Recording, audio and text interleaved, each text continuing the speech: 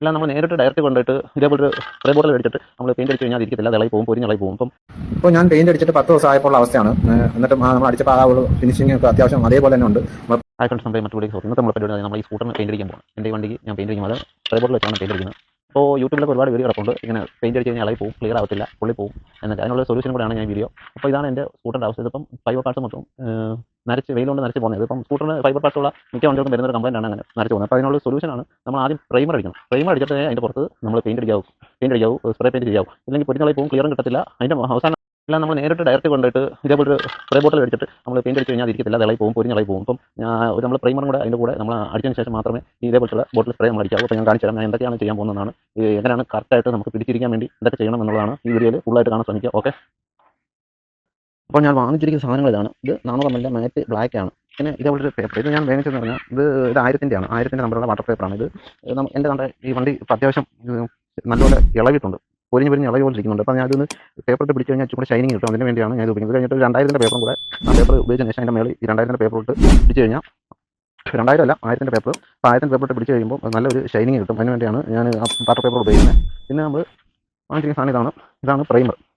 ഇത് ഞാൻ ലൂസായിട്ട് വാങ്ങിച്ചാണ്. ലൂസായിട്ടും നമുക്ക് ബോട്ടിലും ഒക്കെ കിട്ടും, ടിന്നിനകത്തൊക്കെ വരുന്നുണ്ട്. അപ്പോൾ ഞാൻ ഇത് ലൂസായിട്ട് മേടിച്ചതാണ്. സോഡയുടെ കുപ്പിയിൽ ഒഴിച്ചിരിക്കുന്നതേ ഉള്ളൂ. 200 ml ഞാൻ മേടിച്ചിട്ടുണ്ട്. അപ്പോൾ നമ്മൾ ആദ്യം ഇത് അപ്ലൈ ചെയ്യണം. ഇതിന് ശേഷം നമ്മൾ അതിൻ്റെ മുകളിൽ സ്പ്രേ പെയിന്റ് അടിക്കാൻ പോകുന്നത്. നമുക്ക് ആദ്യം എന്തായാലും പരിപാടി തുടങ്ങാം. ഓക്കെ,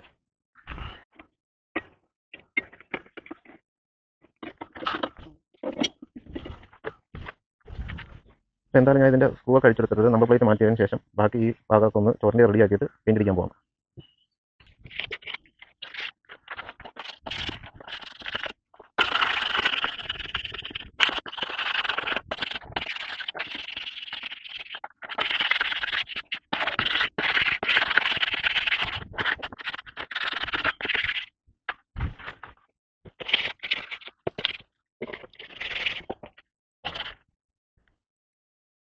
അങ്ങനെ നമ്മൾ ഇത് അത്യാവശ്യം ഉരച്ച് കഴിഞ്ഞ് കഴുകി എടുത്തിട്ടുണ്ട്. ഇനി ഇത് ഉണക്കിയെടുത്ത്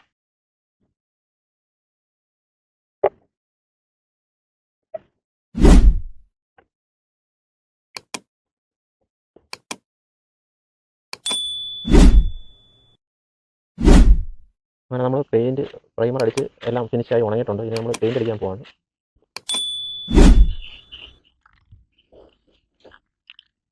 ഞാൻ പെയിന്റ് അടിച്ചിട്ട് 10 ദിവസം ആയപ്പോൾ അവസ്ഥയാണ്.